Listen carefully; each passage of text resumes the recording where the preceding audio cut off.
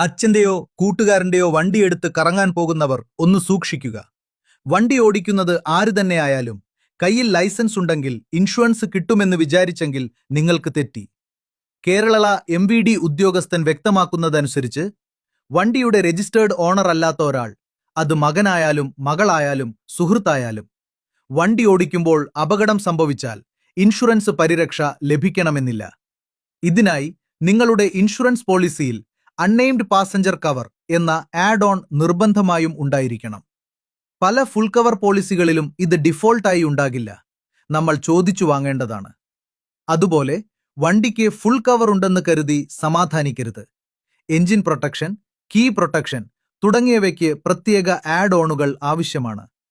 മറ്റൊരു പ്രധാന കാര്യം, നിങ്ങൾ ഒരു സെക്കൻഡ് ഹാൻഡ് വണ്ടി വാങ്ങിയാൽ ഉടമസ്ഥാവകാശം മാറ്റി കൃത്യം 14 ദിവസത്തിനുള്ളിൽ ഇൻഷുറൻസും നിങ്ങളുടെ പേരിലേക്ക് മാറ്റിയിരിക്കണം.